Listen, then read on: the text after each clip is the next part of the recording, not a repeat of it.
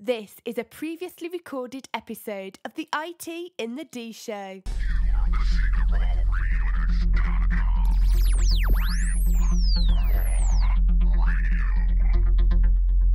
This is Max Headroom, and what you're about to witness is one of the most sinister-sounding intros to a trailer to one of the greatest epics ever. Live from the Raw Radio X studios in downtown Detroit, this is the IT in the D Show. Alive! It's alive! It's alive! What's up, everybody? This is Billy Zapka. Sweep the leg. Listening to IT in the D Show. No mercy. The following program is intended for mature audiences. Dig you IT geeks.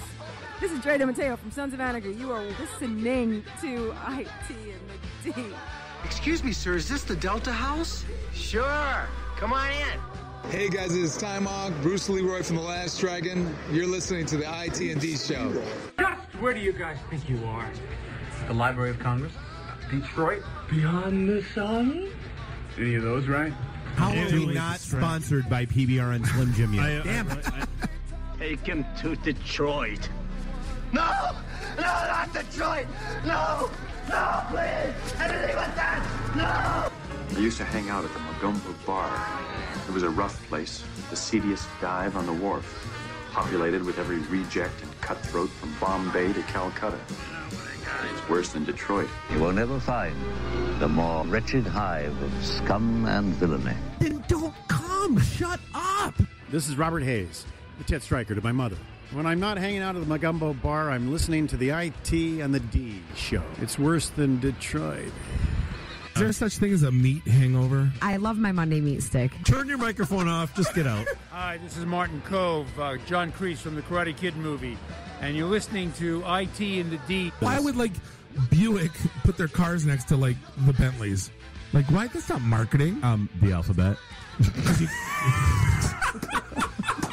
It's brilliant. Hi, I'm Brittany Daniel from The Game, and you're listening to IT in the D Show. Hey, Jerry Slater.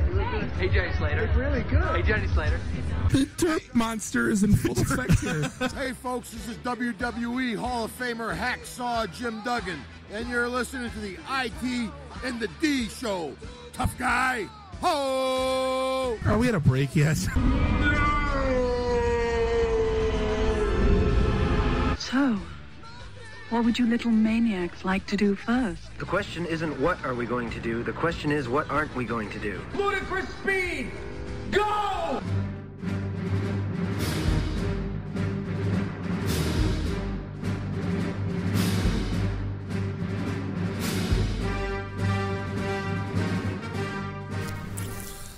The beer and Slim Jims in the studio has been replaced by wine and cookies and crumpets that can only mean one thing. The girls have taken over. We might as well just give them the soundboard because it's all over. This is episode 50 of the IT and the D Show. We're brought to you here live in the Raw Radio X studios in the Russell Industrial Center.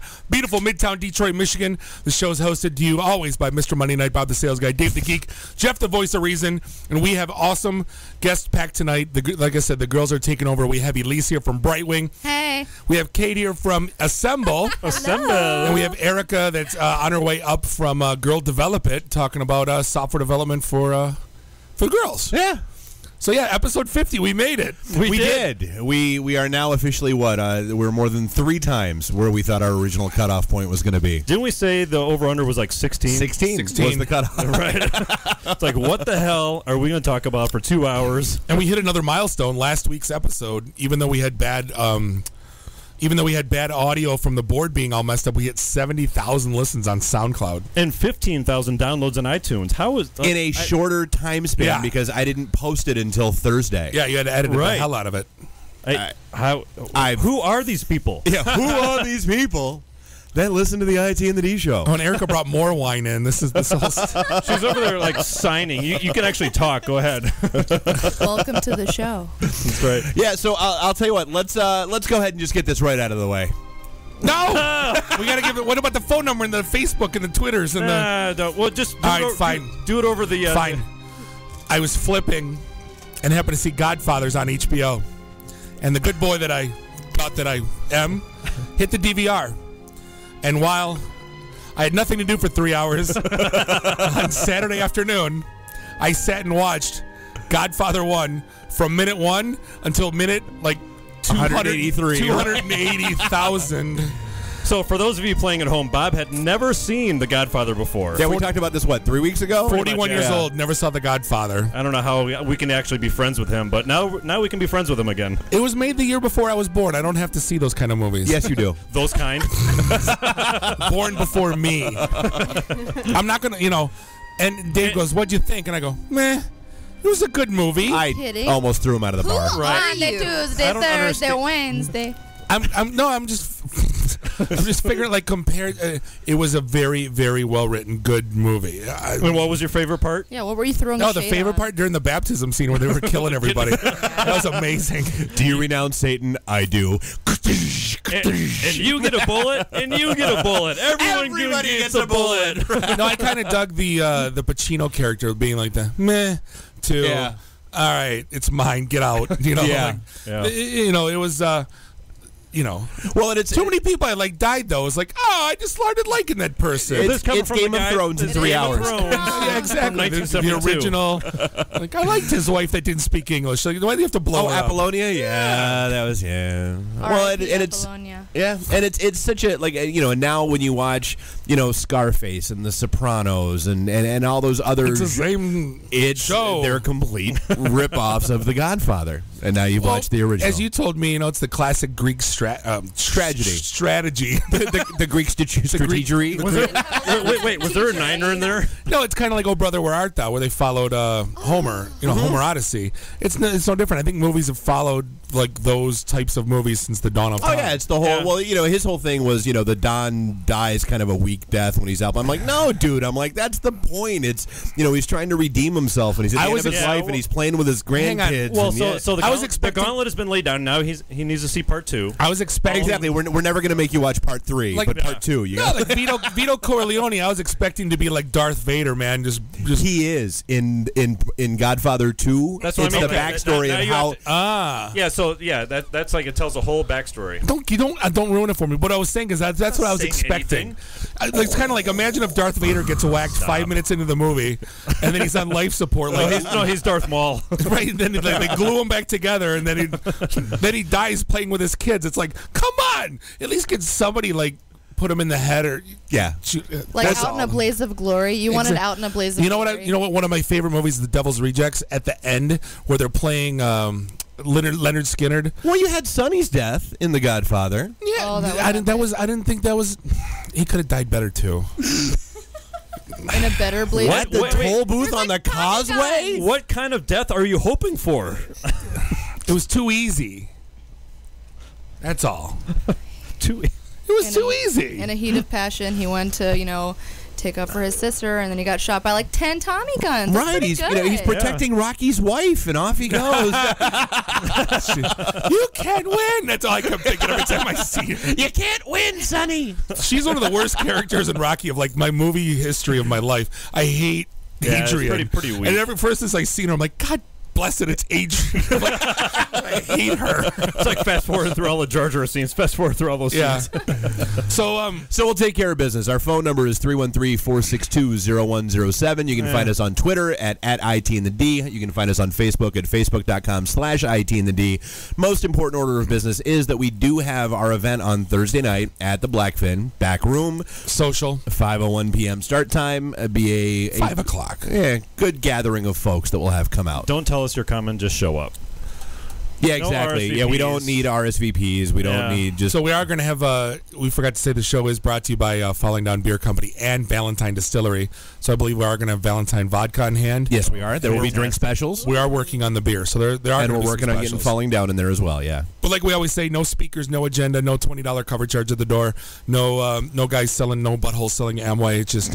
no fruit baskets, no fruit insurance, no manager 401k guy. No. Just all IT folks, good conversations, fun times. I'm sorry, did you have a lobotomy since you were here last? Because you're laughing like you've never heard this before.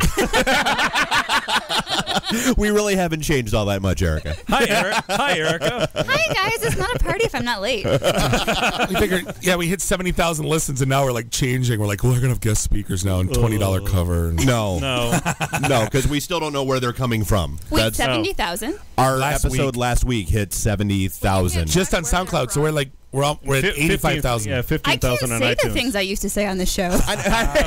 Don't worry. You're immortalized in the intro. So. Oh, God damn No, it. no. I took her out of the intro. Well, it's the outro. She's in the ending. I put her where she belongs, on the backside.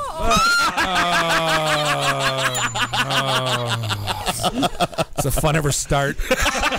So let's I thought we were trying to keep this above board. I need to. I've been sitting on my hands, dying to talk about this story. It's the best internet story that's happened this year to date, beyond question. You've all seen up there. We've all talked. No, it's no. This takes the cake. So somebody finds a picture of Steven Spielberg back in the Jurassic Park days. Spielberg. Did he work at Ford's? Was it shot at the Myers? Yes. You work at Ford's. So they found a picture of Steven Spielberg like posing with like a dead triceratops, like a wild game hunt Jurassic Park. From Jurassic Park. And it went viral.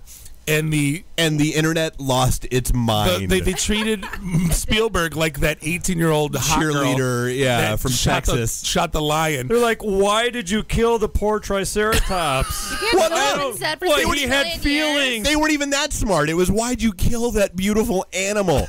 Moron! It's a Triceratops. But they were wishing they've been extinct for 40 million years. By the way, it's a robot. Right. And not only that, no, they were wishing death upon him. They were like, wait, did they even know who he was? Like, did they make the run? Half the commenters didn't know who the hell didn't know that it was Steven Spielberg. They just thought it was some guy. 70% of them didn't know that it was a Triceratops. Humanity's going to hell, man. So we're talking about this at the bar. Like, it's the first 10 minutes of Idiocracy in a Facebook thread. I want to meet these people and just sit them down. Like, what are you thinking? Like where were you? Where did you go to school? Like, Kansas. They were and so we just lost our two Kansas listeners. All commenters were from Kansas. I'm okay with that. Pull the trigger. Execute Order 66 on Kansas. Wipe them out. All of them. All 7 of them. It's so funny because like the lowest common denominator I think in humanity right now is the message forums on free particles. Oh God. But the vitriol is but you have to log into Facebook to leave a comment on a free particle. But everybody's got the fake name. Yeah. So like no one's got their pictures up. It's all fake doing names. what Dave does. Exactly. Well, yeah, because you still want to maintain that level of anonymity. Well, I'm the one that actually posts as me, but so did I. Yeah. So what was it, Saturday or Sunday? Saturday. So the Free posts an article about how it's an outrageous situation that people with illegal water hookups are getting hit with not only shut off again, but a $250 fine for the first offense, a $500 fine for the second offense, and like a $700 fine for the third offense. And there was a quote in the article about how it's an outrage that's going on, and I'm like, really? It's an outrage. So if your car gets repoed, just go ahead and steal it back. Yeah. If your house gets foreclosed on, just go ahead and break in and keep living there. Tell you what, just stop paying your cable bill, see what happens. Right. Well, and so so I shared it out. Bob jumps in and comments. So my first comment is, if you want it piped to your house, or if you want it chilled in a bottle, you got to pay. Right. Otherwise, grab a bucket and find your nearest lake. I love. Oh my God, that's awesome! Oh my God, wait, did you post that? He did. With my real name. And people lost their minds. I mean, like the first comment, like 4 seconds later, was "F you, Bob. You don't know. Oh my God! 30 replies to I keep getting emails. Oh yeah. That's about it. I'm like, good. The Keyboard Courage Commandos came out. Yeah, awesome. Exactly, yeah. And I wasn't mean.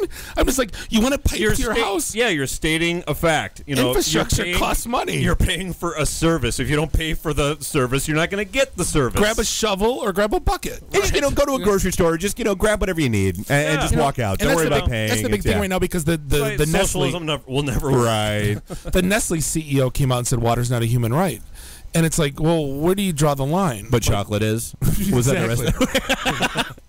But where do you draw the line? So any guy who's ever dated would agree that chocolate is. Speaking for the women in the But it's the same people that complain about Belle Isle, like enforcing. How dare you enforce the law? We're going to protest. Which I love that. That's a meme now. Yeah, Belle Isle's a meme. The cop on the quad cycle or whatever the heck it is, next to the girl in the bikini hanging out on Belle Isle. Did you go through those and read any of them? Some of them, yeah. That was outstanding. But you can't go. Did you used to be able to go there 24 hours? Can you drive through there at any time? Not anymore. Yeah, no. It's 11 o'clock. The cones are up. Well, wasn't there like either a U of M or there was some athlete that got busted on Belle Isle hanging out there at like 3:30 in the morning, and they were like, "What are you doing here?" And he was like, I'm just hanging out and. This random girl that's in my... No, I just met her here, and we just met. Well, that's what Central Park we were ran playing like that. science. Like, you can't be in there after 11 o'clock. So, playing science. Med school. We're playing doctor. So what else do we have on the list? Well, the other one is, I feel like we have to give a shout-out to Mishapreneur. Because they did go ahead and throw a really nice article out about us today.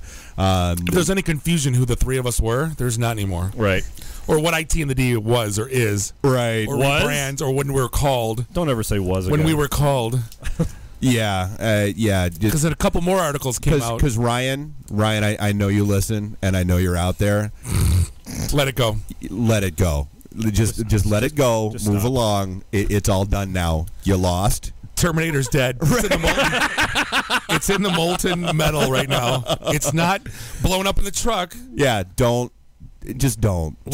Don't make us fire up more. And if you don't want to know what we're talking about, the whole thing. Just go read the post. Yeah, David versus Goliath is basically with the whole spells it out ad nauseum. Someone tried to call themselves IT and the D without owning the name, and again, we're going to start a pop company called Fago. But hey, thank you, Amanda. It was a very nice write up. Yeah, awesome. it was really good. So very cool. Mishapreneur.com. It's a great write up. With only one R at the end. Yeah, not Although I told her she needs to register with 6 R's, 8, 9, 10, 11 R's. Just do it. Like the Darth Vader website. Right. For the love of God, just pull up GoDaddy right now. Just do it. Just get all of them. So 2 R's, 3 R's, 4 R's. Right. It's going to cost us up the nose. The fun one that I thought was when interesting. has that ever stopped us before? It hasn't.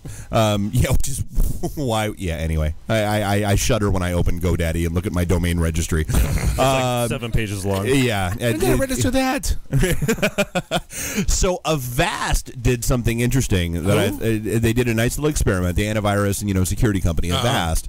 They went out to like Craigslist and eBay where people were selling their personal, their old phones, their old smartphones. Okay. And so they bought 20 of them.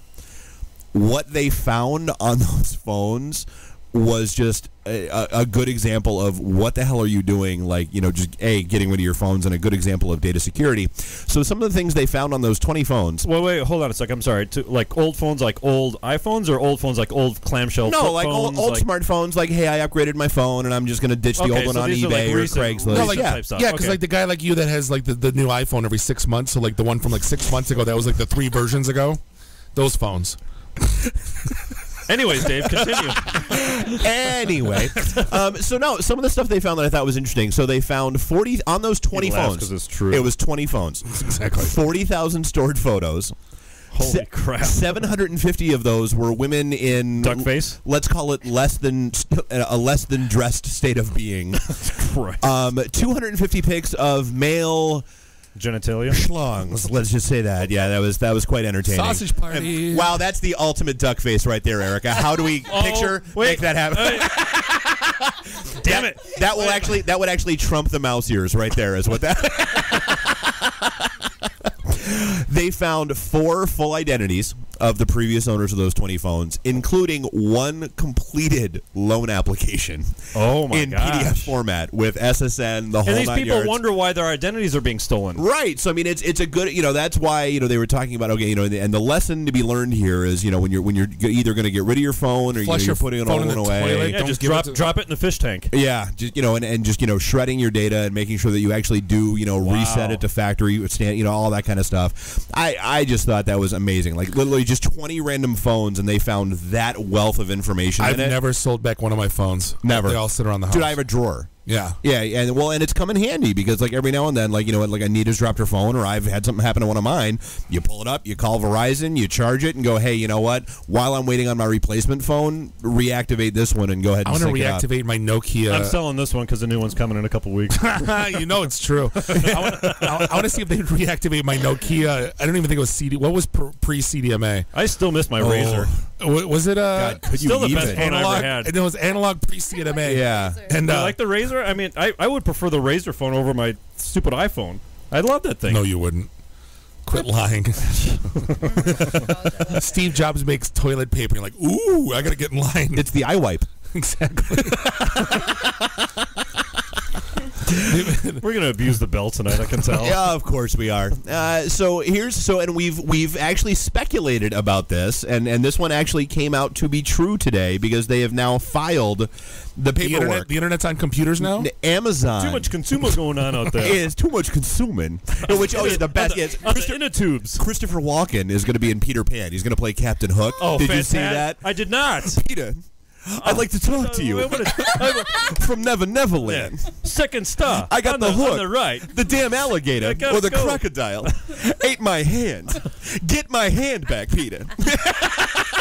What you gotta do is get a free range. What you gotta do? You gotta take this. Is listen for the tick, tick, tick. We should pull up that YouTube video. Get the free range chicken. Get the free range. The free range crocodile. Just treat it with respect. What the hell are we talking about? Taking 2 steps back.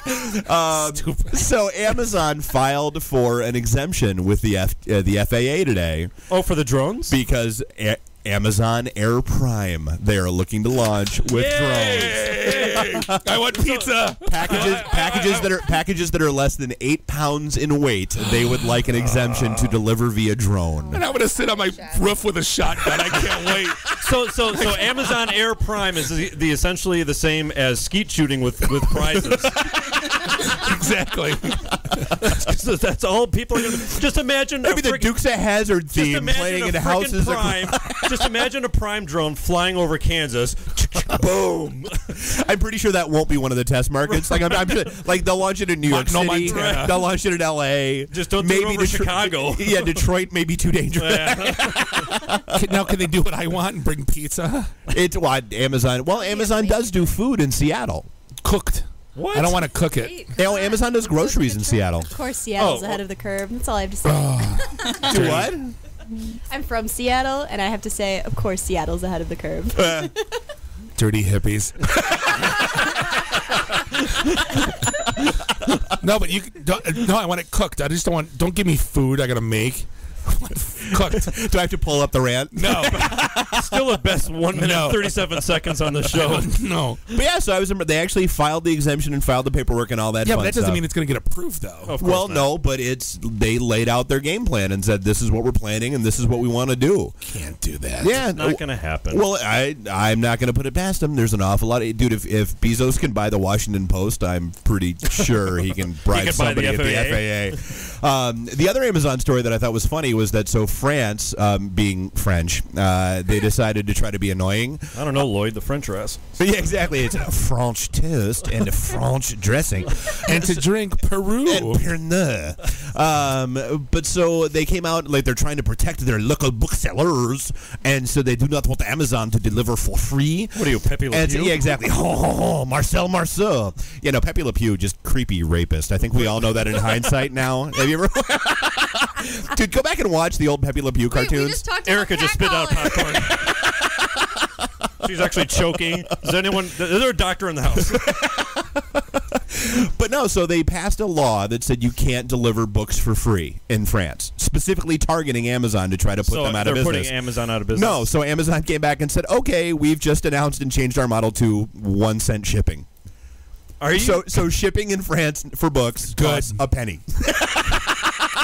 That's how you circumvent. That's how you defeat the idiots in government. How did you not see that coming? Because they're bureau. Never. I'm not gonna. I'm stopping. Bob nothing good can come of that conversation. So yeah, those were the two good Amazon stories that were out today. The other one that we're always a fan of, we're keeping an eye on, is Lyft. So Lyft, boy, what now? So New York City basically shut them down pre-launch. How? They filed a C&D and an injunction on them and said if you launch, you're done. There are lawsuits in the whole 9 yards, and so Lyft basically had to back off their launch party and all that stuff, which was scheduled for Friday. Because their pink mustache is stupid. Yes. That's why. Yes. You know, a story just came out, not about Lyft, but about Uber, that they're actually the result, or the causing a reduction in drunken driving accidents. Yeah, why wouldn't they? That's the whole point. They're doing studies on this, like, hello, capitalism works with regards to, driving people home. Why are you trying to prevent this? Well, and here's the great part. So, we've been talking about Uber, the whole UberX Lyft thing for what, 4 months now? 5 months? Right. Channel 7, I caught one of their news clip promos today. They're catching up. They're finally going to be, apparently they're running an expose about UberX and who could be behind the wheel when they're probably this story might just save your life. Well, they're going to do they're going to do the slant about that guy that was supposedly kidnapped by the UberX driver in Washington, D.C. Right. This food product can kill you, but we're going to tell you after news and weather. That's right. This product will kill your children. Tune in tomorrow at 7 for... You may find it at the local whatever. No, it's those stupid pink mustaches. Yeah, I didn't like them when they were all over the abandoned garage when we were there. I didn't. I don't get the connection. I'm waiting for. Creepy. I'm waiting for Uber Classic. Yeah, it's like Herbie the Perv Bug driving around your city. No, I'm waiting for. I'm waiting for if Uber. You put one of those pink mustaches on like a shaggin' wagon. I'm waiting for Uber Classic because I took my Cadillac. I got a 76, right? Yeah. We talked about this before. For those that haven't listened. Oh yeah, we gave Mike White this business idea, the GM of Uber, when he was in here. I got a 70. We swear to God that if it shows up on the Woodward Dream Cruise, we're going to sue him. Yeah, we'll just demand a cut. Right. Or it's going to be Bob doing it the very first car. Well, yeah, so he's got Uber. He's got UberX. Dude, you're out here in Detroit. Get a classic car service for the Dream Cruise and that kind of stuff, and be Uber Classic. We're writing another business plan is what we're doing. Yeah, because we're idiots. That's all we do is we figure out how to make other people money. I parked my exactly. I parked my big red Cadillac 76 Cadillac convertible out in front of Cliff Bell's on Friday night. The valet told me they must have taken 50, 60 selfies with people. He goes, I don't know who you are, but they thought you were like, everyone wanted to get in your car, ride your car, take pictures of your car. I'm like, you know how much money I could make on a weekend just like Ubering around Detroit? But you can because it's got to be it's 4 doors, 10 years and newer. But you know what? Exactly. Hey, why don't you just put a pink mustache on it? You'll be fine. I don't want to. Never. I'll start Unter. Unter. Yeah, exactly. We're going to start Unter. Yeah, Unter.co. And it's available, too. I showed them. I know it is.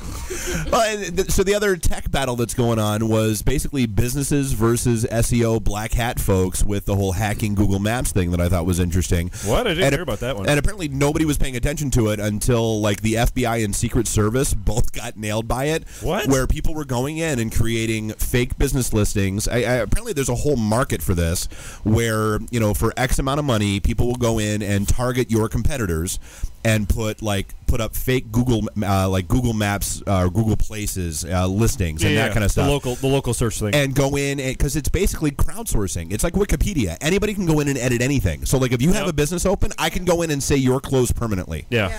And so there's a whole they do war going on now. Well, there's a battle with that on Google Plus because I edited something, but I didn't know what I was doing yet. So I somehow created 2 Brightwings on Google Plus. Right. Yeah. We can do how did you do that? And I was people are doing clone listings. Well, it's the same thing with Yelp. Yeah. Dude, is that like what those people are doing in San Francisco where they're the booking reservations and then selling it? Oh. Did we talk about that yet? No, we didn't. No, but that's on the list. Well, I'd posted that on the page where that's like it was like the parking spot thing. Is it a great use of technology, or is it the most irritating, annoying thing ever, where there's an app and a website that basically will spam and fill reservations, like from like an open table? Yeah. But they take the reservations and then turn around and sell them to you through the app. That's dumb.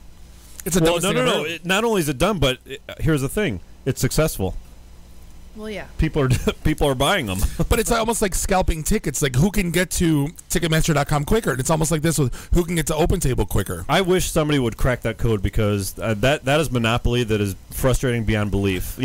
Well, that's why more and more places are going to open ticket, brown paper tickets or, Eventbrite and that kind of stuff because, well, one, the service charges. Two, it's a pain in the ass because, you've got all the brokers that basically line up tech support rooms full of people on computers to just sit there and blast it and hammer on it to grab tickets. Yeah. We are coming up against a break. We're going to come back with the girls after the break. It's going to be a fun show. This is the IT. This will probably be the last time you will hear our voices. Yeah, we should for this entire.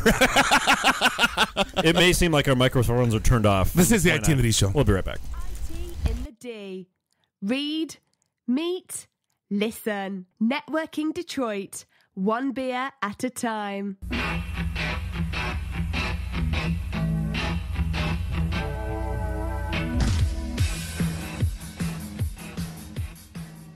This is a previously recorded episode of the IT in the D show.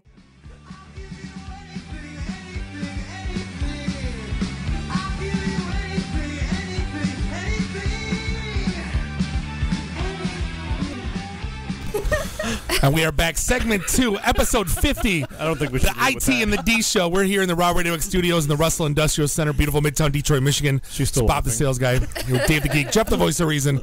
We had a fun break.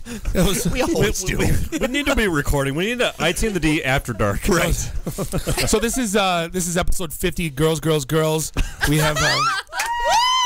You don't understand. Like, I actually had the intro redone with, it wasn't the Karate Kid song in there. It was Girls by Motley Crue. And then I was like, wait a minute, I should not refer to them as strippers. that will not bode well for me. So that's just going to stay in draft mode. We'll use that next week when you're not here. We'll edit that in post. And Elise made, like we said, the beer and Slim Jims has been replaced by cookies and wine. The cookies are fantastic. Well, we have deconstructed chocolate chip cookies. Is that what they're called? Which, I'm sorry, translates to I wanted chocolate chip cookies.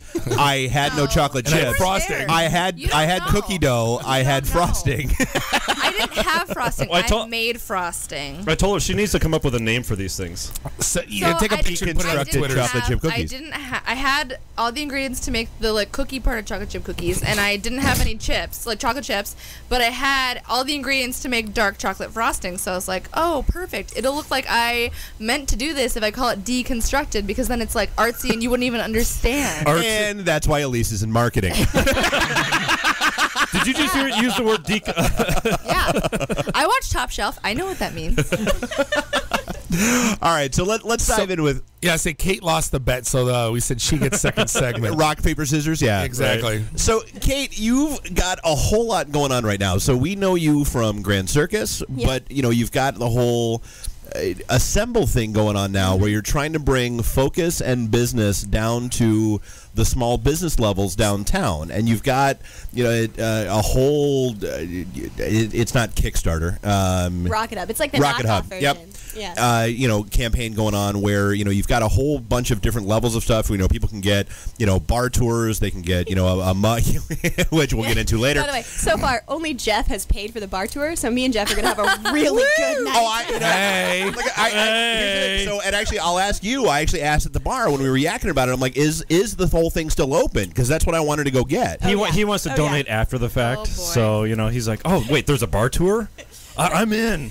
Like, did you actually listen to or watch the video that she produced? I did, which was actually we were talking about that too. It was fantastic. Yeah. So what is Assemble? Like, why are you doing this? What are you in? Like, why? And I know the backstory. Yeah. What do you? Why? She's got people skills. Right. So what is the whole Assemble thing that you're trying to do? Why are you doing it? And what's going on?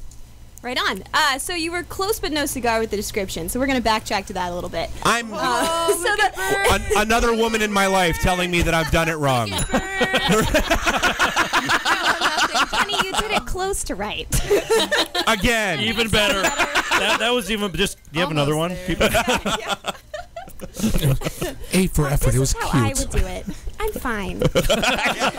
No, it was fun. Yeah. Okay, it's okay, honey. That happens all the time. Right. That's the best of us. Yeah. So this all started like 5 years ago. I was If this episode doesn't break 100,000, I'm killing somebody. I got a couple on the list I can give you. Anyway, so back in the day, there I was, naive little 18-year-old biking across the country with a bunch of people. It's like last week. Yeah, that was last week. Yeah. I'm only 16. It was in the future. So we were biking across the country, and we noticed a lot of something that we didn't expect, which was like every small business was closed down everywhere in Middle America that wasn't on the coast. So that was kind of depressing. And we'd always ask, like, hey, bro, dude, what's up? What happened to all the small businesses? And they'd be like, brah, man, Walmart moved in up the street. We couldn't compete. And we'd be like, yo, that's real So you were sad. biking through Hawaii? Yeah. Brah. I'm not your yeah. man, brah. Yeah. Hey, this could be Seattle. Why isn't we were biking across Kamanawalea? and Why didn't the vacuum cleaner repair shop stay in business? It's crazy. Why is the support small business? Why is the VHS rewind store gone? Yeah, the guy that had the market cornered on VHS tape rewinders is just gone. It's a retail shop for like Xbox 360 repair. I'm like, ooh, I bet you that. How do you not stay in business? I mean, the real tragedy was when the baseball cards shops closed down. I'm but telling you. We won't even talk about that. Yeah, baseball cards and coin shops all gone. Then all the horse and buggy shops closed when Ford invented the car. It's like, oh, how'd that happen? Yeah. Well, it's so sad for the horse and buggy guys. It's really upsetting. So I thought about instituting a socialist government and changing all of it, but with the but Obama beat you to route, it, so yeah. I beat you to the. Yeah, Bob actually beat me to the bell on that one. Actually, it didn't seem like it was going that well, so I thought Right. maybe capitalism. But anyway, so a big problem here is that small businesses have a hard time competing. So I was like, Yeah, with the whoa. big box stores and that kind of stuff that move in. Yep. Exactly. And it's all, I spent 4 years studying economics, which I can basically break down to you with one graph that has supply and demand on it and the words, economies of scale. I'm doing jazz fingers right now. Fantastic. And what Great that radio. means- That's a new one. I've heard jazz hands. I've never heard jazz fingers. Well, they're close again, little but- mini. So anyway, I thought, why aren't small businesses connecting to kind of streamline some of these things, like buying healthcare together or bulk ordering together, cross-promotional marketing, so they can achieve these same economies of scale that big businesses have. Turns out there's this thing called Chambers of Commerce and Business I feel like we're watching a Schoolhouse Rock video. I'm not going to lie to you.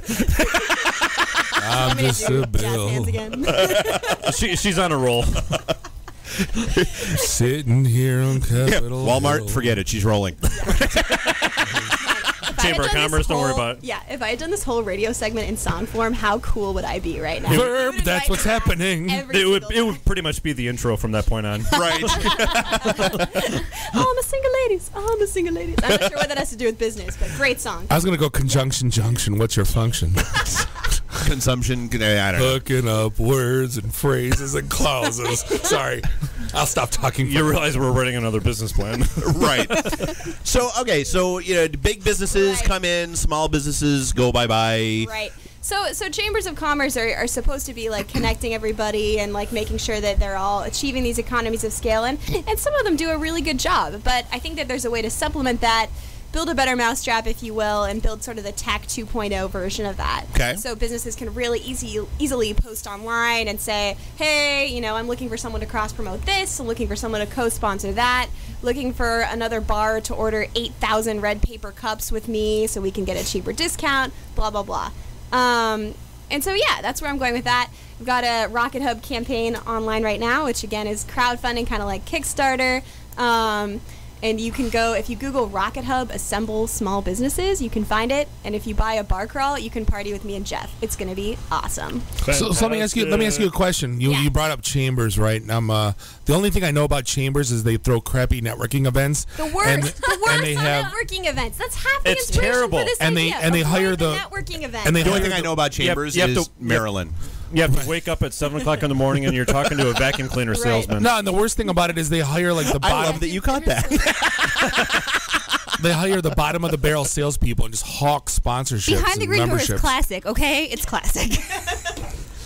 Are you still talking? I mean, I think they did such a bad Shut up, let her disservice to talk. themselves.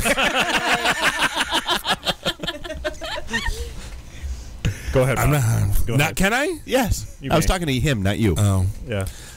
but so No, so Chambers, bottom of the barrel, yeah. No, they hire the most bottom of the barrel sales reps, and they just hound you, and the events are terrible, and they just right. I'm like, what do they do? Talk to you. They won't talk to you unless you They pay talk the at you. membership fee to get in. Right. And I think that's frustrating because there's a lot of things out there that could really help small businesses in the area. But if I have to pay $250 to even get into your club, that's a huge barrier to entry. But then not only that, they don't provide anything. You have to go get it. Right. And they don't make it accessible. Well, and so, like, do you find, like, one of the examples you just threw out there was, okay, so I'm a bar and I'm looking for another bar to go buy, all these red Solo cups for me and all that kind of, or with me and all that kind of stuff. We actually, once upon a time, had kind of similar conversations with a lot of the little consulting companies that were out there about, from an insurance standpoint. Lump together and get the better rates and all that kind of stuff. Yeah. And where that sputtered and died was regulation. No, the competitiveness. Where it's the whole, frog, scorpion, swimming across the lake thing. It's in my nature. Even though we're both going to die, I'm not going to help you. True though. I mean, it's yes, I see a benefit out of it, but because my competition also sees a similar benefit out of it, I'm not in. I have not encountered that yet at all. Okay, and good. So part of the reason, part of the way I'm doing this fundraising campaign is that I asked local small businesses from Detroit to donate something for me to sell off. Right, so and which was good. You had buy-in right from the get-go. Exactly, and I cannot tell you what the response rate was. People were so willing to help me, which was ridiculous. And maybe that only exists in Detroit because we're all trying to help each other, kind of rise up above this Detroit reputation and show what an awesome, beautiful city we are. But I think, like we have Marlenka's coffee, what are they called? Like honey toffee nuggets sitting on the table. Had a 20-minute conversation with these guys this morning. Nicest guys in the world, totally willing to help out. Cool. There's a million small business owners who have said, not a million. Okay, there's 14. There's 14 small business owners who have said the same thing and hyperbole. Something so far. Exactly. But I think that's a really strong showing that at least maybe it's just the Midwest where everyone is like exceedingly nice. I'm used to the Seattle freeze, but everyone here has been so friendly and so encouraging and so far very willing to work together. Which is great. So is there an issue, a commonality in issues that they're all facing? I keep trying to pitch people on like, oh, this bulk ordering is going to be so great. You're going to create economies of scale. I did jazz hands again. And they keep saying like, yeah, that's nice. We're interested. Just need a video on the homepage of her doing that. I think that's actually in her video. I'm pretty sure I'm going to isolate that and just, yeah. Well, no, if you, But I was going to say that the thing they seem to be most interested in is the cross-promotional marketing. Like, hey, you tweet about me, I'll tweet about you. Or like, so again, that goes back to the whole chamber thing, right? It's like, it's the echo chamber. When you talk about economies of scale, I was sold beer in college, right? And I used to call down all the liquor stores in town, and those guys would have to. I know you're all stunned. Bob sold beer. Yeah. You're right. But the liquor stores couldn't even buy Pepsi cheaper than they could buy it at Costco. So they'd have to send somebody 3 days a week to go buy Coke and Pepsi at Costco. Yeah. Because the Pepsi guy wouldn't sell it to them at the cheaper than. What is the reason behind that? Is there economies of scale? You didn't do jazz hands when you did that. I am a little one. He's learning. It might have been a palsy or a stroke. We're not quite sure which, but Bob did something, right? No, but again, if those guys would all like next to him, come on. But if those guys would all create a cooperative, you're onto something. So that's the thing. Right. I think that's why a co-op. But that's why you're successful. You have a decent idea. It's not like you're trying to save the purple beetle, right? You're like, let's try to get something I like accomplished. Purple beetles, but Right. Yeah, Bob. Jeez. Save the whales, save the snails. The purple beetles, okay? I hope so, and I think that's why I had a $3,000 goal. I'm at $4,100 right now. Woo. Now we're going for $10,000. So everyone should go. Nice. That money's all going to a big party, right? Huge party. The bar crawl. Big party. Yeah. We're hiring Van Halen, I heard. So the whole fundraising thing. Why not Kickstarter? Is there a specific reason why that one and not? Yeah. So the reason that I'm actually was fortunate enough to move to Detroit to work at Grand Circus was actually I'm part of a fellowship program called Venture for America. Okay. So Venture what they do, America. Venture for America. Should we harmonize? It's like Hands Across America. So basically, they take. We're gonna have so many drops. I don't know what to do. Go ahead. They do the take commercial for young them. people, little gunners from across America, and they place them in startups, but only in cities like Detroit, Baltimore, New Orleans, Vegas. You're kind of getting the drift. Right. And so we work there for 2 years minimum, hopefully longer, and then there's lots of opportunities along the way for connections and training and fundraising. To And start then your own does that mean you're company. leaving us in 2 years? No, man, that's why I'm starting a Alright. company. So You're going to cut your mic off. It's been off for 10 minutes. So they have a partnership with Rocket Hub, and actually there's 9 of us Venture for America fellows competing for this grand prize. Whoever fundraises the most gets an extra $7,500. So that's another reason to support nice. me winning. Is that why your Facebook posts are like this so I could win $500? Like, screw you. I gotta come up with a better selling thing on that. That's not, you don't, yeah, no. Will you buy an extra candy bar so my kid can win a prize? Yes. You're doing all the selling for him. Well, I mean, the thing they keep telling us is like people actually don't care about your idea; they just think you're cute, which I found to be generally the case. Is that why your video is 15 minutes long? 2 minutes, but it's mostly me running around being entirely too peppy with emerging jazz from hands. behind the wall. You really are far too damn perky in that video. You truly should. I think the first time I saw it was like at 8:30 in the morning, and I was on like my first cup of coffee, and I'm like, who the hell? See, I'm is a I need to come back to this. I don't understand. Hey, you guys know that's why I'm a good sales guy, right? And just, Because you're good. Because you're perky. I'm cute. Yep. Yeah. I have noticed this thing in the downtown. My customers tell me startups. that all the time. Right. Yeah. We buy from you because you're cute. Yeah, it's sex sells. You're the FU guy. That's right. I'm not really sure what kind of sex you're selling, but Whatever it is, I'm not buying. I have noticed a funny trend in the downtown startups that most of the salespeople are really attractive women, and there's not that many attractive women in the downtown startup scene. So this is not a coincidence. No, it's not. And, well, I mean, we've got the same. So, and we've talked about this with our events before, and we've been accused of. Well, the general rule of thumb at one of our events is if there's an attractive woman at our events, and she's a recruiter. Safe bet. Wow. And so, kind but of like Elise. kind of sad. Well, no, but that was the reality for a long, long time, and we actually. So it was like a year ago at one of the Blackfin events. Really, just extremely attractive, like maybe 5'2", blonde, walked up, and she was like, "Nobody's talking to me, and I don't understand why." And I was like, "Okay, well, idiot that I am." I was like, "So, well, okay, well, who are you looking to hire?" And she was like, "I'm a Java developer," and I'm like, Yeah, leave her be. "Sure you are." So I asked her a couple questions, and sure enough, she's a friggin' Java developer.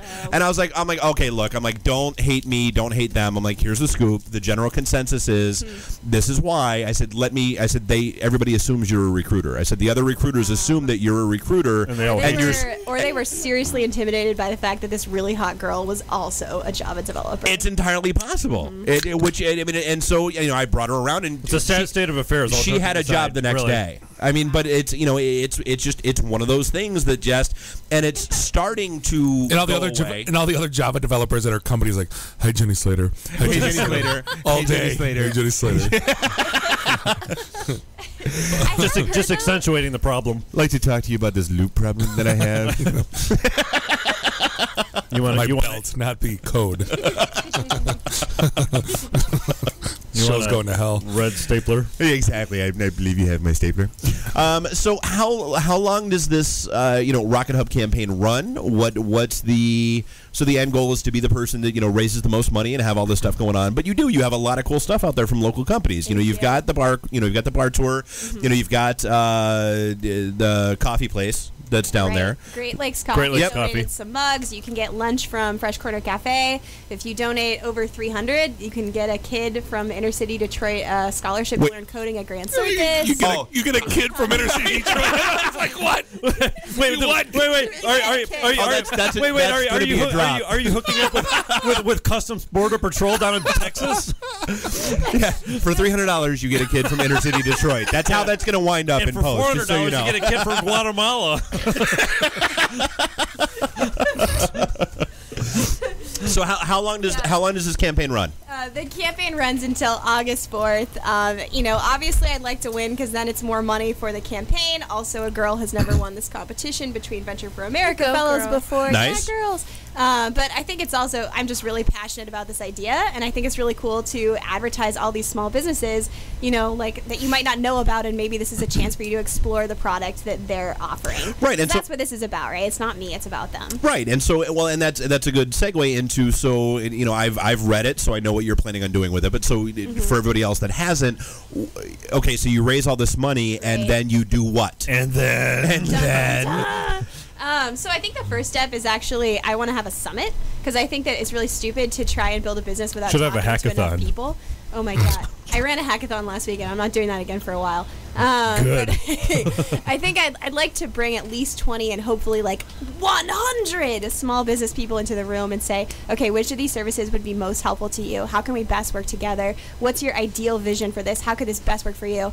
I come from an activism and like community organizing background, so that's just always my inclination. Okay. And then from there, I know how to do front-end development thanks to Erica Stop. Carlson, who taught me how to do so at Grand Circus, but I do not know how to do the back end. So a lot of the money... yeah. It's okay, Kate. That's I it. know We're how to do the done. back end. I'm out of here. All right.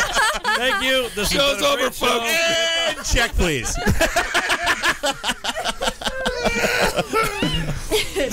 Erica's apparently really good with the back end, so she can take care of you. Erica's Sorry, gonna it was teach just me out some there. things. What was out there? That's another one. That's another one. That's a good one. So trying to hopefully hire someone or get someone to teach me how to do that back end thing. Well, to what end? I mean, like, so you want to build an online marketplace? Are you just looking for like a brochure for these folks? Like, what's the game plan? Great question. So I do that like once a show, so there you go. Dun dun dun. Hence, we're actually done after this. So I talked to a bunch of people, and like small business owners aren't actually that techie. So they're like, No. I know.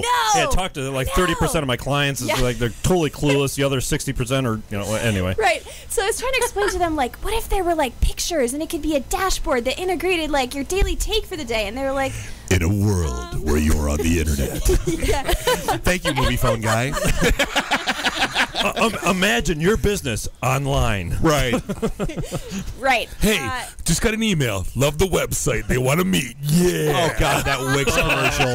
Shoot me in the head. Yeah. You too can have a website for free. Do you want me to do jazz hands for you? Yeah, that'd be great. Yeah. So they seem to like the idea more of making it more like Craigslist at first. So like you could post like, hey, just looking for someone to share this with me, blah blah blah, and then down the line it could be something more like an automated service, like you input, this is my delivery route, this is what I'm looking for, and we like automatically with software kind of matchmaking with that person. But I think at Craigslist matchmaking. That's a new idea. I know, right? I'm integrating so many business models right now: Craigslist matchmaking and personal ads with Chambers of Commerce. So you've got M4M, W4M, B4B. Yeah, exactly. Film at 11 business gets indicted by listing their stuff on Craigslist. Hey, we are up against our second break. Almost. Let's yeah. Never mind, Bob. It all ends August 4th. I'd love if you could go Google Rocket Hub Assemble. We'll have a link out there tomorrow. You'll be fine. Awesome. That's great. Technology, man. Yeah, exactly. For putting up with us. That's the least we can do for you. Okay, so and is it just assemble? Is it assemble ... for Detroit for? It's like assemble tagline, and I think the tagline is giving small businesses a bigger chance. So assemble, giving small businesses a bigger chance, but I think it's easier to just find assemble small businesses. Well, we'll have the link out there, so life's good. Yeah. All right. So we're gonna pick during the break whether Elise or Erica comes on the air, but this is the IT and the D show. We'll be right back. IT in the D. Read, meet, listen. Networking Detroit, one beer at a time.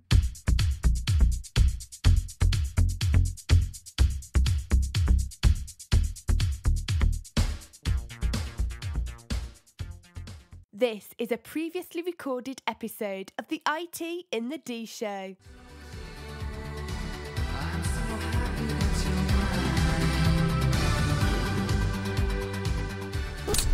right, we are back. Segment 3, episode 50, the Girls, Girls, Girls show.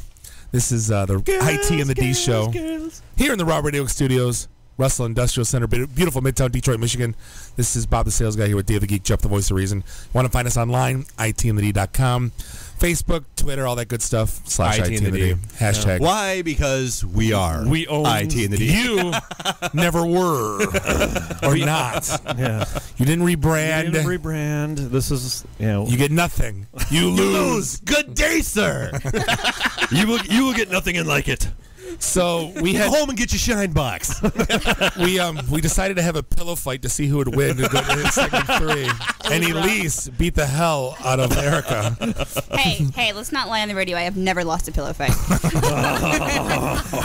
Welcome to IT and the D After Dark. No, we're not stupid. We know we have IT geeks as audience members. Did I mention that we're starting a TV show? No, really. If you go to itandthed.tv, it redirects to us. Not yet. I haven't set that up yet. Well, get on that. I just registered on the drive here. What do you want from me? But we have Elise. So, but before we hop in, though, I want to make sure we get the reminder out. We do have the event Thursday night, Blackfin, Royal Oak, Back Room. We'll have Valentine Vodka, hopefully Falling Down Beer Company. We'll get both of those guys engaged. No cover charge. And I feel like no speakers. No speakers. No agenda. No agendas. nothing. Just show up, have a beer, have a grand old time. No Amway salesman. Right. And I feel like I should give Mark over at Falling Down a special shout out because with a very random conversation, Mark actually stepped up and is going to be a sponsor for Raw Radio X, the network as a whole, at a show that's going on out in Flint. I believe it's Flint, the Dirt Fest in the middle of August. Big rock show, a couple of thousand people. Mark's going to have his logo all over shirts and flyers and posters and all kinds of stuff. That's awesome. It's I think you might sell a growler or two out there. Might. Well, and so I told him and I was telling Bob. So I stopped by there Saturday and picked up a few growlers to head over to. We had a little staff meeting, from a Raw Radio X perspective. Staff meeting. And what are you, management now? And he's got the keys to the kingdom. Right. Yeah. Again, it's like wrestling. I don't want those headaches. Thanks. I'll just be the guy in the background. Thanks. But no, so I brought 3 growlers over. I brought the Ninja Chicken. Of course. I brought the Pale Rider, which is their double strength pale ale. The names of his beers are and I awesome. brought the Mother Cluster, which is the cream ale. They were gone in 45 minutes. Does he not make the Angry Beaver anymore? You know what? It wasn't on tap. I didn't see it. Bitch. Well, I asked. He didn't have the double IPA either because that's what I wanted to bring because I figured that would just make the afternoon completely enjoyable if the double IPA was Wasn't there. that like 10 minutes of our show like 6 months ago when we were talking about tapping the Angry Beaver? That was before the Godfather rant with Bob. The best 13 seconds of our show was tapping the Angry Beaver in the bunghole. Right. That was, Because the bunghole is the and top for of as the dirty keg. as that actually sounds, it's actually a legitimate sentence. Exactly. It's a completely legitimate sentence. So on that note, let's go ahead. So we've got Elise here from Brightwing, and you do a whole bunch of different stuff with them. You do marketing, but we had talked earlier. You've got yourself in the know on. Go figure. We're going to talk about jobs and stuff here on the IT and the D show. What? I know. No. What a novel concept. We haven't done that in 20 episodes. Yeah. But so talk a little bit about Brightwing and what you guys do, and then we'll dive into some of these other topics. Right. So Brightwing, we are located in Troy. We are a staffing and learning solutions company. Closer? Yeah, there you go. Yeah, Do I need to closer. say it again? Yeah, there we go. Okay. Brightwing, we're located in Troy. We are a learning and staffing solutions You already said company. I know, but I just had to say it closer. Stop. Our main wheelhouse are IT and engineering, so it makes sense why I am here with you guys. So what's some of the hot? Everything changes every time we have a recruiter in. Yeah. Some weeks it's oh my god .net, oh my god. And then some weeks it's oh my god something else. Not always, because you can't say. Yeah, but what's the hot button right now, or what's the hot? So what are the gigs that you guys are hunting hard and heavy for right now? So always .net, at least for the foreseeable future for our clients, but definitely mobile development, Android and iOS. Okay. We also have project managers, Java developers, systems engineers, solutions architect, both direct and contract. at all levels, and network systems engineers. We are also hiring, and I know that there are probably some technical recruiters that listen. We are also hiring technical recruiters and business development, which is basically inside sales. So yes. Okay. Well, and that actually you touched on one of the questions that I had. I mean, so and you kind of halfway answered it, but I'll ask it anyway. So I mean, do you guys only deal with contract positions? Do you deal with contract to hire, perm placement? Kind of all across the board. Right. So we do kind of do all across the board. So we do the contract, but we don't do like temp contract where it's like 2 hours or like 2 weeks. We do like usually about 6 months to a year. We do contract to hire where it's kind of like they're trying you out, you're trying them out. They may not have the budget, but they probably will. So if it goes well, they'll hire you. Or we have direct, which is basically after you start, we kind of take ourselves out of the picture. Okay. So and with those gigs that are going on, I mean, so like what with like I don't know, we've had this conversation 100 times with people if we've had it once. A lot of people are hesitant about the whole contract to hire or just going contract positions and that kind of stuff. I mean, are you seeing any kind of reluctance, or are people kind of getting on board and running with the program now? I mean, it's still kind of a bit of both, but we've become involved with career services at a couple universities in the area that want to equip their IT and engineering students, computer science, whatever the school ends up calling the major. They want to make sure that they're prepared to go out into the workforce and make educated decisions on if they ever choose to work with a recruiter, what sort of things they should look for, what sort of things they should have a red flag about, what it even is, because if one person's been burned, then they tell everyone that they'll be burned. And it's a small circle. But some people, they've really gotten their start, like say they wanted to go into an internship at Ford or something after college, but they didn't have the GPA requirements. Some students can graduate and work a contract with Ford and then eventually go direct. Right. Yeah. Well, and we had kind of touched on you've been in some of the same stomping grounds that we've been in, like over at Lawrence Tech. Yeah. You wound up having this. Basically, I mean, this. I get pulled in there, once or twice a year to go yak with some students, just about the softer side of. Slow clap. Yeah, thanks. The softer side of life, where okay, great, you're a tech wizard, but you still need to be able to conduct yourself during an interview, right? And you still need to be able to have a conversation with people, so what? Brush your teeth, take a shower. Right. Like iron your shirt. Yeah, exactly. Anyway. So I mean that. We've heard that from a couple universities that we've worked with, and we've also heard it from clients. These people are brilliant. All of you listeners, you're all very smart, and you're very good at what you do. Probably not all of them. At least 10 people listening to this. At least 10 people. But what they may be lacking is they aren't able to talk to a person who's not technical at all and explain themselves. Kind of in layman's terms, like this is, in essence, this is what's happening, right? And this is how we need to fix it, or trying to communicate it to both sides. Well, you have to be able to talk tech and business to some degree. Yes, yep. I mean, you're not going to really find many or any companies where the developer is just kind of like allowed to sit in the corner. Yeah, there aren't many Laszlos anymore where you just lock them in a basement, you let them code, and talk to people. You have to at least talk to your manager, your teammates. You have to be able God to have forbid the customer. Yeah, God forbid the customer. It goes back to everyone is a sales guy. No one believes me. We've talked about that. Yeah. I mean, you're always selling. I mean, so what Lawrence Tech was saying was that they have these kids that have like 3/8 and above, and they'll go and they'll interview, and they will get turned down when they should have like absolutely nailed it. Yeah, right. And they'll get that feedback. Like these soft skills like that we all talk about, which I mean can be a whole lot of different things, but they are lacking whatever that manager happens to be looking for, and then that's when the student will seriously think that maybe that they have an issue and that they also need to address it. Right. They want to get a job. Or not clue in and just think there's something wrong with the companies that they're talking to. Think that they don't have some sort of skill that they might think is inessential. Well, and especially just coming out of college. I mean, your ego is never larger than like that first 4 years right out of school.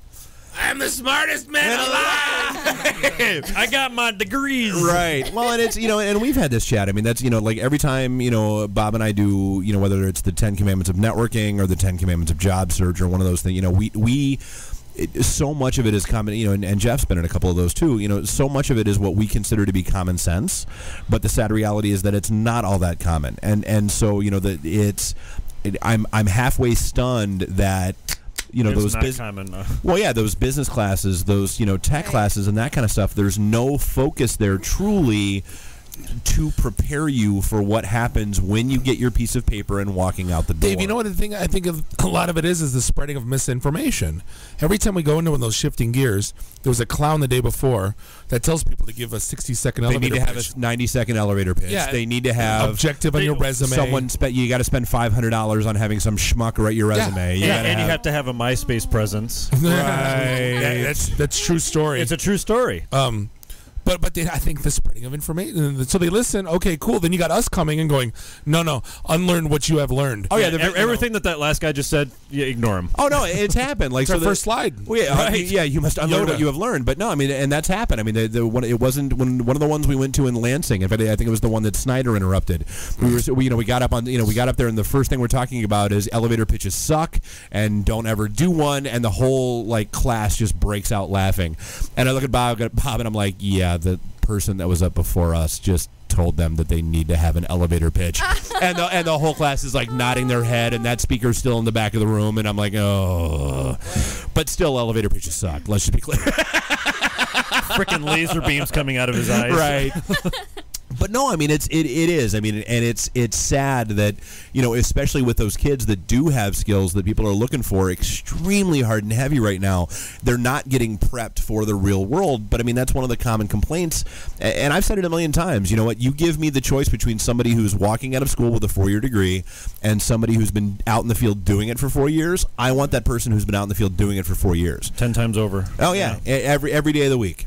And at least you could probably laugh. One of the things we keep hearing today is because the kids, they still, they haven't been the umbilical cords haven't been cut yet. So the stories of mother calling, saying, "Why didn't you hire my son?" Or showing up at the interview. Yeah, we talked about that. There was actually parents showing up at job interviews. From Secure 24. Yeah, really? Floored. That's happened to you guys too? That happened to you guys? I believe so. I believe I've heard from a recruiter, not necessarily to a client, but I believe that we've had a candidate's mother call one of our recruiters. And it was around, during or after? Or? After. Well, it was about 2 years ago. Why didn't you hire him? Why didn't you hire my son? I don't know. Oh my God! It's if you can't handle some sort of constructive criticism, I don't know what you're doing. Wow. I truly I'm still stunned when that. Yeah. This isn't Johnny not playing nice on the playground. This is your career. Yeah, it's not. I want my kid to be a pitcher. On a positive note, we actually have an event coming up August 14th at New Horizons Troy that talks about your interviewing skills, resume tips, how to partner with a recruiter should you choose to ever, go with one, how to kind of brand yourself on social media if you're looking for a job, just to make sure you're not posting some of those pictures that you find on the phone when you recover them. Again, common sense stuff that's not so common. Right. So we did it May 21st at New Horizons. Right. The other one, or was it Sterling? Anyway, yeah, we'll go with that. Really far away. Anyway, and we got some really good feedback. Some people, really, really liked it. Some people thought we didn't go in depth enough. Some people thought we hung out too much. But we also had an audience that ranged from college sophomores to people who have been in the field for 30 years. So that's hard to focus and adapt. So yeah. You don't need social media, and the other person's can you have step-by-step instructions? And I was like, where do I find the medium? Right, exactly. How do I get a Facebooks? Yeah, where do you find the social media Bible? Yeah. Right. How much time a day should I spend on Google Plus? 0. Where's that Crickets app? 0. Exactly. So with this, we have 5 recruiters on our IT team who have a combined over 43 years of experience, and they've seen a lot of great stuff. They've seen a lot of things that people maybe should have done. I am not one of the presenters. You will be happy to know. I am an introducer. I am the MC of the event. But she talks to the people and talks to the engineers. She's Vanna White for the day. I'm introducing the next sessions. So yeah, if you're interested, you can send me an email, eturner@gobrightwing.com. Dave will have a link. Of course. Yeah. I thought you were going Lopez-Turner. No. No? I had a discussion about that. Oh, you did? Although your email still says Elise Lopez. I know. With my Gmail? Or my Brightwing one? I don't know. Whichever one we were emailing back and forth with today. Oh, it does? Yeah. I don't even notice. Moving right along. I'll send a note to Matt. He'll take care of it. Right. Hey, man, just so you know. So, and it is gobrightwing.com. I mean, and you guys have a lot of stuff out there. You've got, whether it's your job postings, all throughout the area and everything else that's going on. You've got, blogs out there. You've got a whole bunch of, content and stuff out there. And I know you've written a couple of them. So, I mean, what kind of content can people find besides just job postings? You know what? We kind of have blogs all over the place. Sometimes we'll do it based on, actual industry studies. Like, what was it? There was one a few weeks ago that was about, like, was it the unemployment rate or something? Whatever study was. So we did one about that. The one, and this continues to blow my mind. I don't know how, because before I knew how to do any SEO, I wrote an article or a blog 2 years ago about thank you notes. It gets the most hits out of anything on our entire website. I don't know how. Oh, no, I get it, because it makes me laugh. Every time that there's a prostitution ring that gets busted in the Metro Detroit area, the LinkedIn prostitution ring, because there are people out there that actually sell LinkedIn contacts, and I wrote that, 3-4 years ago? Yeah, 4 or 5. Yeah, I was going to say at least 3 years ago. And so I can tell, because site traffic spikes. Every time there's some escort ring, prostitution ring bust, people go to Google and Detroit escort, Detroit prostitute, and what's the first result? IT in the D. Today it was Detroit Net, prostitute. Hi. One of my blogs was actually in response to yours, where you got mad at people who attend your events and say they can't find a job, but they don't do anything about it. And one of my entire blogs, blog was an entire response to it, and I was like, well, I know that you're looking for a job. You don't know what to do with these skills you don't have. Why don't you learn them for free? And so I listed all these different organizations which you can learn them. So that was a total response. That's our favorite. That's our most before we trusted her, wasn't it? Yeah, right. That's our most hated guy at our events. At 5:15 we see him leaving. Why are you leaving? No recruiters would talk to me. We're like, do you realize it's like dating? It's like walking into a sports bar and going, I'm leaving. Why? The girls wouldn't come up and talk to me. It's like leaving a high school dance. No girls will dance with me. Yeah, exactly. You sound no wonder. Yeah. No wonder. It all makes sense now. Yeah. You know what? Hey, guess what? Bye-bye. Yeah, exactly. And see ya. Well, yeah, because there was that one, and then the whole thing about companies basically solve it, and that's where the whole learning thing really comes into it. It's the second part of that rant was the companies that I had a conversation with somebody and basically called them out on it, where okay, look, you just laid off 100 and some odd COBOL back end big iron developers, and now you're whining that you can't find .NET Java front end developers. Well, guess what, Einstein? You had 100 people in your building that knew your systems, knew your company, knew your culture, knew everything, and with a 6-week class at a place like New Horizons or any place else, or whether it's go sit down and talk to Erica. She'll tell you. Right, and it's they could be your .NET developer, they can be your Java developer, they can be your front end developer. Solve your own problem. You get a new language. Yeah. You get a new language. Everyone gets a new language. Yeah. So yeah, it's crazy. And that's and it is. It's a common problem. And it's and working with a recruiting company. You guys know better than anybody. The pipeline around here has dried up significantly. It's we used to. We've said it a million times. The whole reason why we did our first Pink Slip party back in May of 2009 was because job seekers were dying for FaceTime with recruiters. They couldn't get a call back. Recruiters would post a job and get 5,000 responses to it, and so they didn't have time to write responses. Starting in late 2012 and all the way through today, it's the recruiters, that are saying, hey, I need FaceTime with job seekers. I can't find qualified candidates. I can't find, the people to fill these jobs and fill these positions. So we want to hire you. We really do. Just some of that comes with, your own drive and wanting to and show some initiative. Showing some initiative, get out there, meet some people. There's a community. You guys have 75,000 downloads. And there's a community somewhere. So people want to teach you, and if you want to ask the questions, they'll point you in the right direction. Yeah. Well, and that's actually a good segue, because Erica, we'll get into you in the. Let me rephrase that. We'll talk with you. Oh my God. Did you just say that? We'll talk with you in the next segment. Episode 50. Right. Yeah. Episode 50, the Freudian slip. Depends on how long you want to hang out. But no, so this is one of the reasons why we've got Erica here to have this conversation, because you can come at it from both directions. You get in a world. Not only are you involved with Girl Develop It, but you're also at Detroit Labs that has their apprentice program. So you're running the facility to help people train and learn for free, but you're also working for a company that's looking to solve their own problems here. And we'll be talking about that after the break. This is the IT and the D Show. We'll be right back. IT and the D. Read, meet, listen. Networking Detroit. One beer at a time.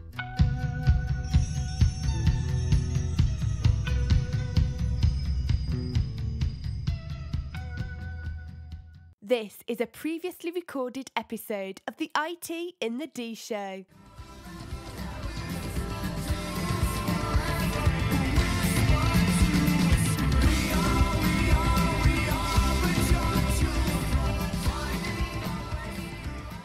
And we are back. IT in the D Show, episode 50, the ominous fourth segment here. We're in the Raw Radio X Studios, Russell Industrial Center, beautiful Midtown Detroit, Michigan. Bob the Sales Guy, Dave the Geek, Jeff the Voice of Reason. We've this has been a fun. Let's do this every week. Again, so yeah, we decided we needed to have the group from last week in once a month. We should have this group in every other week. Yeah. Let's just do this every day. Like, the actual reason part of my voice actually left like an hour ago. Right. That's right, Jeff, the voice of reason until he isn't. I have that effect on people. You always have. You've been messing with us since episode 4. Don't think we've forgotten. So, speaking of which, so yeah, we were talking on the other side of the break. So we've got Erica here from Girl Development in Detroit Labs, and you fill a great niche here in the area. And it started with Girl Development Detroit, where you were teaching classes on coding and that kind of stuff, and getting women more engaged in technology, and then actually parlayed that into your new day job. So go ahead and talk a little bit about GDI and Detroit Labs. Okay, so GDI Detroit, I think when we were first here, we had like a couple hundred members. We have 1,100 now. Nice, wow. Fantastic. That's awesome. Very cool. Ooh. Our leadership team has expanded to 5 from the original 2. Nice. I'm actually saying that I'm going to retire and become like the godmother of GDI Detroit. Just for you, Bob. No. No, don't do that. We know what happened to him. Just don't do any gardening anytime soon. Yeah. Don't hang out by a toll booth either. Stay away from oranges. Apparently, oranges are the kiss of death. Yes. No, but my point here is that it's really cool to see how GDI has grown into a self-sustaining organization. Our classes fill up every month. We're offering our first mobile class actually in a couple of months. Nice. I'm excited about that. Yeah, it's really great. We have a great team. We have new teachers coming in all the time. We have an ever-growing base of membership, so we're really excited about it. It's awesome. Yeah, it's good stuff. And you guys were some of our earliest supporters, so always in our hearts. Yeah. But that was before we even wore leather and lace into the studio. It was. Just to be clear, we liked you before you made our eyes pop out of our heads. Well, we do, and we were just telling that story at the bar earlier. That literally. So the first time you and Michelle walked in, Michelle was in a leather dress. She was. And you were in lace, and both of you were in high heels, and just designed to mess with us. That's your whole. Just a little bit. We knew. Well, we're all in plaid shorts and T-shirts. Going, yeah. Had we known, we should have worn the Bond tuxedos that night. Right. IT in the. That's right. Don't ever say that again. This is stupid. Technology, information technology. That's right. So GDI, you guys, and it's more, you've got more than one class a month going on. It seems like you've got stuff going on almost every weekend now. We do. We've got classes. We've got code and coffee events. We have events now in the suburbs and in the city. So we've got all kinds of stuff that's going on. We've worked with a couple of recruiting companies to do like women in tech panels, so people can come in and like talk to women who are in the field and do that kind of stuff. We've done some interview skills type stuff. We actually just did an event on Saturday at the Michigan Science Center for girls ages 9 to 12. Nice. That is How did I miss it? They let me teach kids, Dave. We didn't know that. Well, yeah, you need to tell. I would have taken my daughter. That's awesome. Yeah, I totally would have too. I'm hoping we're gonna do it again. Please do. Yeah, that's great. Isolated.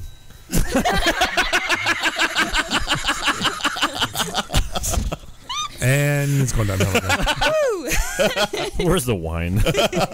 So yeah, the only problem we have at GDI is that we don't have time, the five of us, for all the cool things people keep asking us to do. So that's a good problem. Yeah, nature of the beast. Yeah. And so then like I said, you've got a gig at Detroit Labs now, which we've.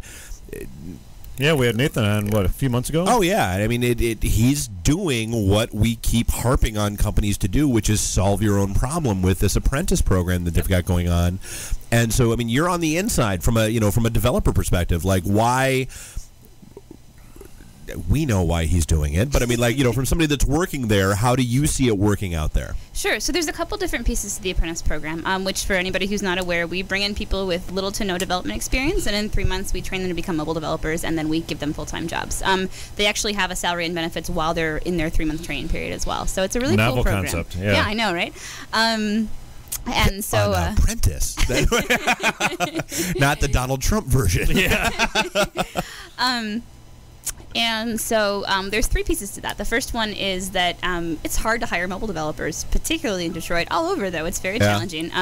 It's hard to find people with experience. And so we thought, well, we know that we bring in people who are other kinds of developers, and we train them to become mobile developers. And so what if we could actually bring in people who have passion and curiosity and enthusiasm and all of these cool things that we care about, and just teach them the skills that they don't have yet? And so that's what we went ahead and did. The second piece of it is just that, when you bring someone and teach them from the ground up, you can teach them the things that you care about and the practices you care about, the tools that matter to you, all of that kind of stuff. And the third thing is that we really value our teaching and learning culture at Detroit Labs. That's something that we all do internally all of the time, like whether it's like, hey, I learned a new language and I'm going to tell the entire team about it, or whatever it is. Okay. We share all that kind of stuff constantly. So having newbies around all the time gives all of us a chance to do that teaching and to get better. Well, I mean, and that's actually good to hear. I mean, that's one of the conversations that we've had a couple times now, where it's nice to hear that it's more about the mentality and the outlook and what your attitude and that kind of stuff is like, because you can teach. If I've said it once, I've said it a million times. This stuff is not rocket science. It's not. You don't have to be a brain surgeon to learn how to code. You just have to have the inquisitive mentality where you want to learn and you want to dig and you want to break stuff and you want to figure it out. Problem solving. And it's actually good to see a company with that same philosophy adhering to it. Because I mean that tends to be the problem, is that you might have the one manager in a company somewhere, buried in the bureaucracy that has that, outlook and mindset and mentality, but they can't get the candidates they want past HR, and Detroit Labs is still at the size where, I mean, as busy as you guys are and as much as you've got going on, Nate still has that flexibility that he can do that kind of stuff. Yeah, it's a really neat environment because if you say, hey, I want to do a really cool thing, and the only thing in your way is you not doing it, there's not the red tape that there would be in a big organization. So it's really cool that we were able to kind of, and I mean, we just sort of, the first time through the program, we said, hey, we're going to try this thing, and it was just an experiment. We didn't really plan that far in advance. We just sort of made it happen and then learned from this. And the second time through, I'm managing the program now, and so we are taking all that learning and applying it, and hopefully it's going to be even better this time. So the people that are going through the apprenticeship program, they're being mentored, so you're not throwing them on live projects, or are you? I mean, we are, but they start with the classroom training period. Then they come in and they have kind of a mixture of working with developers, working with apprentice teams, working on projects, and then they come on to client work, and if they're successful there, then they get promoted to full time. That's great. We've promoted 75% of our class from the spring, so we're really excited about that. Wow, really? Yeah. That's a hell of a number. That's really, really good to hear. Yeah. Well, and again, I mean, it's not entirely altruistic either, because I mean, it's solving your own problem. I mean, that's the biggest issue. They're amazing. I would say we've gained immeasurably from having these people on the team. Well, I mean, and that's got to be the great part is, you don't have to worry about whether it's, bad habits that people have picked up someplace else, or, bad coding styles, or, like I always say, the worst thing you can give me is somebody who's fresh off their first project, because all they've ever learned, they've learned their knee-jerk reaction for life, and that's the only, so I mean, at least in that set of, you can guide what that knee-jerk reaction should be and make sure that it goes in the right direction. Yeah, the enthusiasm they bring is really cool, actually. When we started planning the second round of the program, which starts in September, the apprentices came up with the idea that they said, hey, we want to pair each one of us with a new apprentice. And so they have an apprentice mentor who went through the program before, and they were so enthused to be involved with like that. So, yeah, they're a good group. It's a lot of fun. Very cool. So what's on the horizon for GDI? I mean, like, what's coming on? You know, what do you guys have coming up in the next month or two? And what should people be looking out for? Oh, man. It's always something new, honestly. We have expanded our circle of teachers, and so we've got new classes. We're kind of offering more advanced classes this year. We're offering mobile. Like I said, we're really excited for that. There's a PHP class that actually just ended tonight that was going on. We offer WordPress all of the time because people can't learn enough WordPress. Right. Jeff, you should take that class. You should teach that class. You should take it. Yeah, it says the guy who's never even logged into our website. Nope. I don't even think he knows what his ID is. Yeah. Yeah, the big thing we really want to focus on is making our programs more accessible. We've certainly reached a target audience, and it's been a much larger one than we expected, but we'd still like to bring in people who would honestly never say, oh, I could go take a coding class. So we've actually partnered with the Detroit Public Library, and so we're offering free classes with them. And we're looking for other community organizations to do the same kind of thing with. So very cool. Yeah. So, God, I mean, again, and this is one of the first conversations that we had. I mean, it's exhausting doing this crap. So, I mean, like, how do you find the balance? Well, I will freely say that our current team, the three girls that Michelle and I, brought on over the course of the last year, have just taken the whole thing and taken it to a different level. And they've done things that we didn't have the time or the energy to do. So part of it is just finding the right people and then kind of giving them the rein to take off and make something more amazing. So that's a big piece of it. I'm learning to delegate this year, guys. So has that been a challenge? Can you teach that class? Because I'll take that class. Actually, no, I can't. I was told, Captain OCD over here. I'm still told regularly that I need to buy a shirt that says no on it. Yeah. So it's going to be a tank top and it's going to be super tight, and that'll be the first thing that you see. So it'll be great. I'm just going to go ahead and order that for you while we're sitting here. extra small. So, stop. I try, but I think balance is, part of it is just that a lot of. Oh wait, you said you wanted to say no. Never mind. Yeah. It really doesn't seem in keeping, right? With my personality. Yeah. But part of it is just that the work that I do, I love a lot, and so it doesn't really feel like work a lot of the time. So, yeah. Okay. So, I guess outside of, GDI, I mean, is there anything... I know the Detroit Labs Apprentice, I believe that application round just closed, if I recall correctly. We got almost 200 applications this round. Really? Wow. Yep. And how many do you pick, or how many do you filter through? I think I know we all promoted and shared and got the hell, We took 10 last time. We don't set a firm number. It'll be around that, but we're more concerned with it being the right group of people than a particular size of the group. So is there already looking ahead towards a next round and what will come thereafter? Absolutely. Our plan actually is to train 100 people over 3 years. Really? Yeah. So we actually were just nominated by Automation Alley for the Educational Program of the Year award. So we're excited about that. And that's part of our long-term goal is actually, and it may not be quite the same structure. We should nominate people for stuff because that's all they do.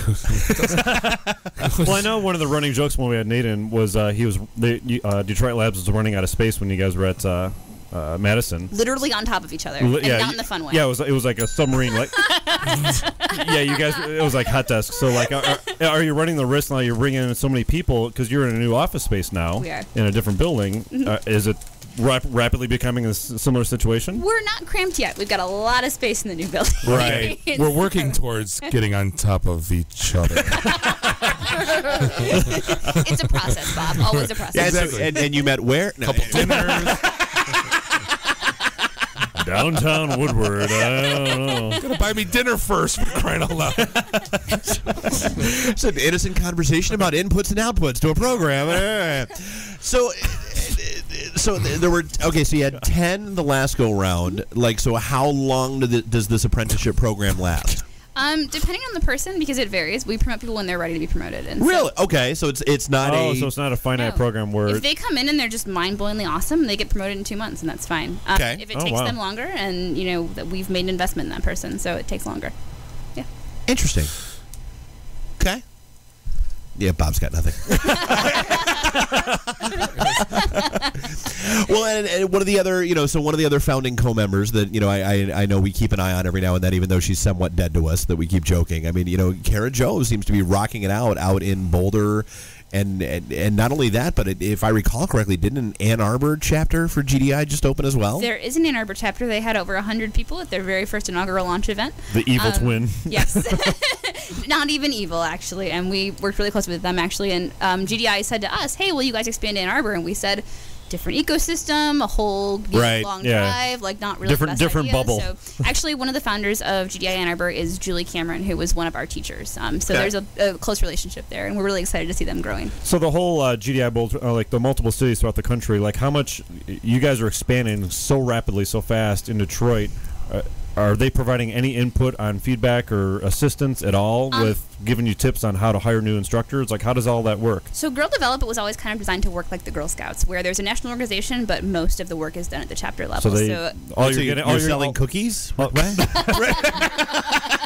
that's Elise. Right.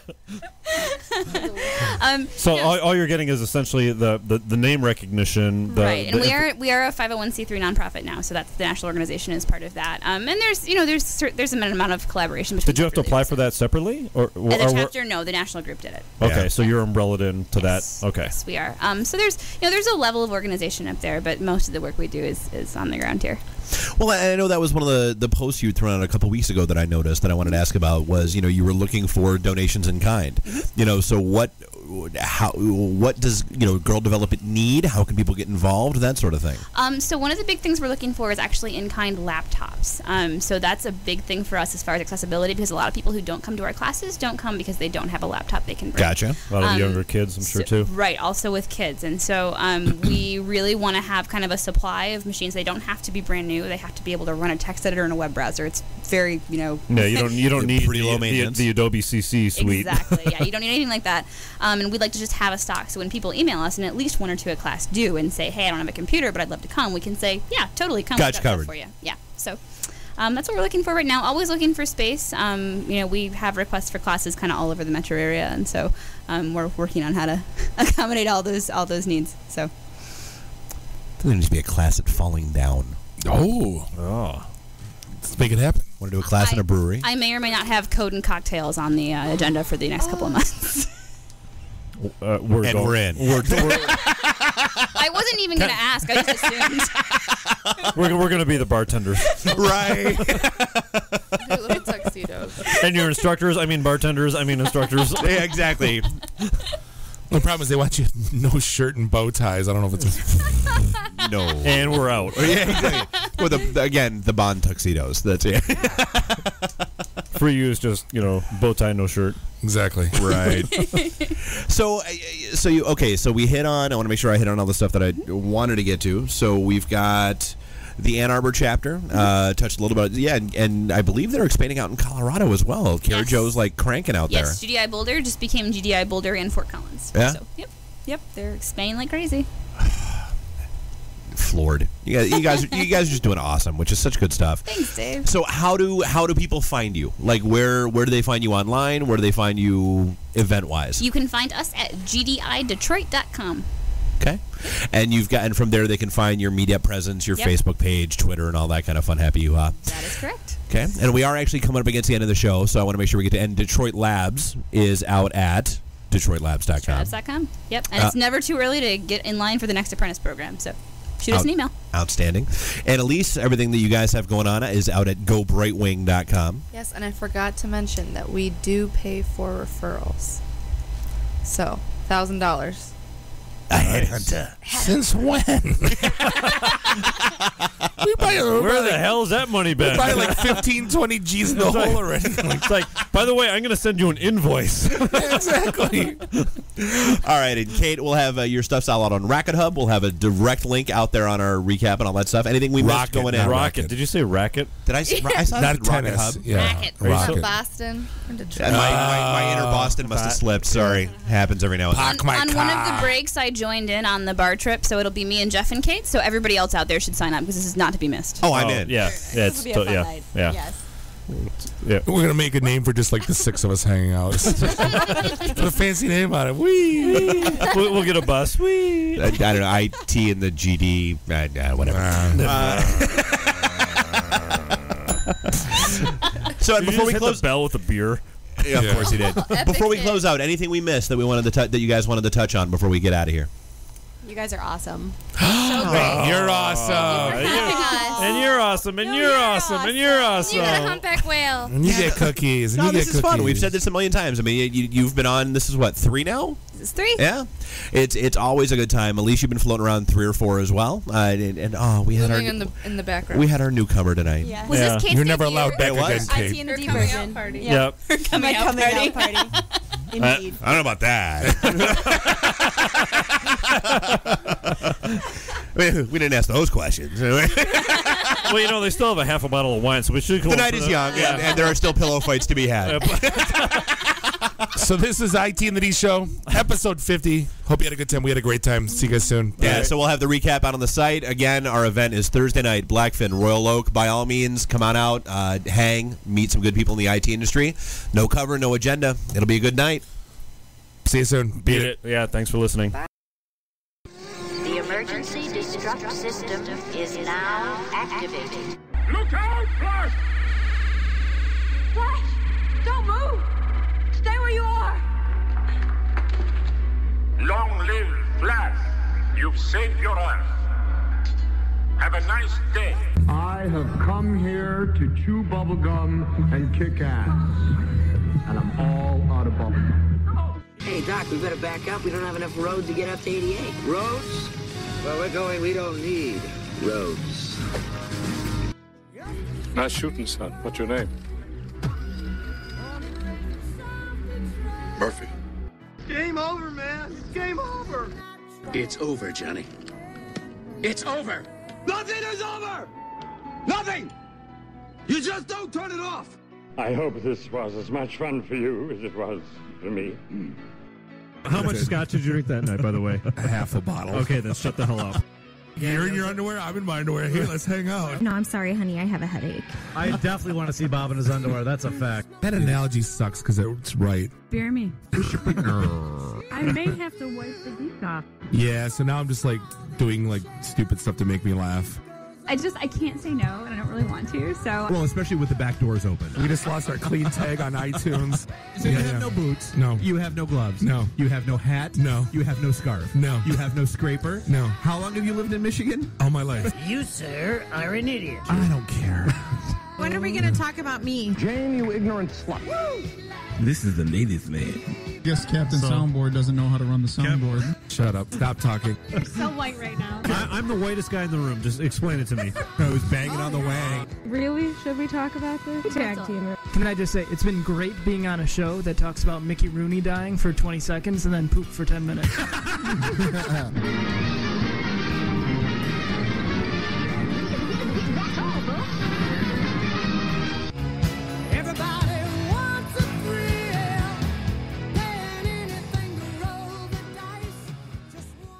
This is a previously recorded episode of the IT in the D Show.